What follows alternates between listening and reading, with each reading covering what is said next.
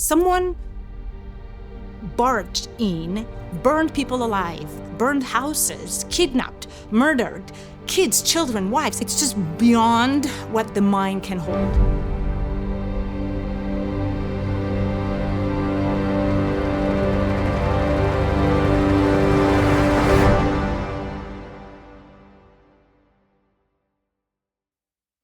So my name is Gitit Kaufman.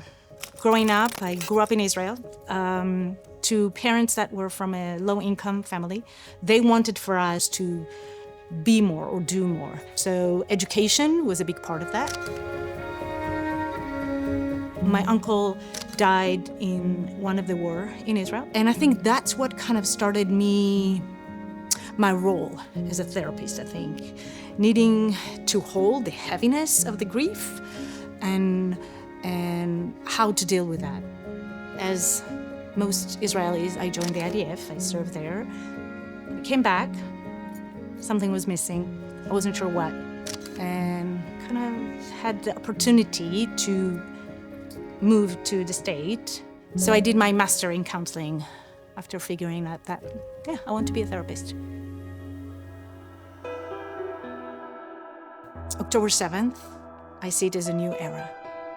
We entered something that we cannot go back to. It's before and after. Who we are now, who we were before, what we lost on the way.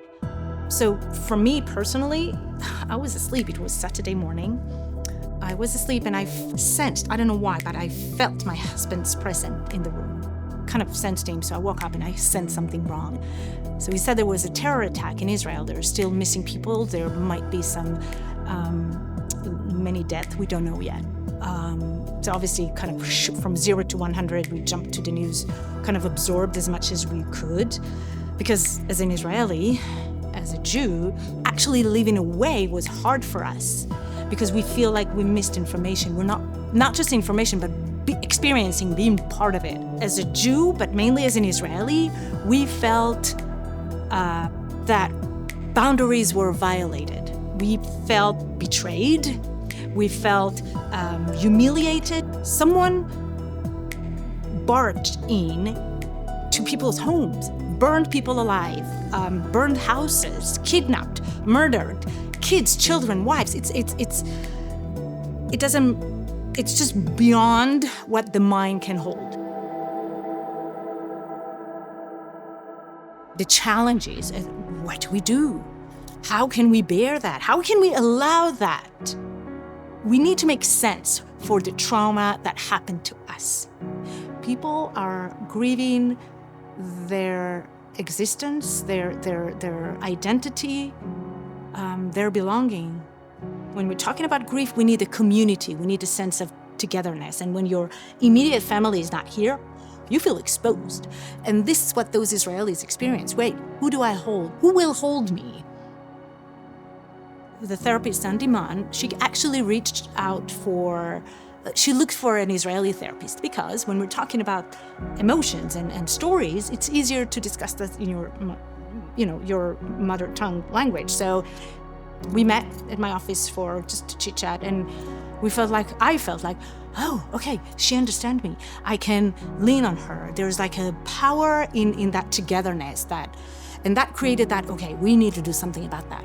So we started to say, okay, let's create this support group that helps us to deal with our identity as Jews, but also with the fight of anti-Semitism.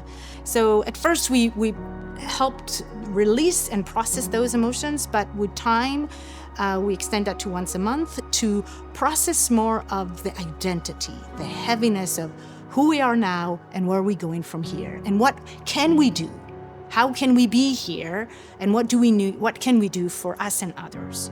So that was kind of a shift. And that's what we need. We need to feel supported. We need to feel the community, not just us, the Jews, but the extended circle of who we are as in humanity.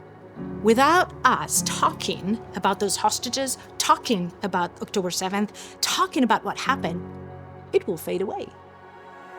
It's really hard to bear that today, 2025, we still cannot feel comfortable with us as Jews or us as Israelis. But I think it's important to lean on the hope. that we can be stronger than this. We need to be stronger. We need to learn from the anti-Semitism to empower us as a way of, no,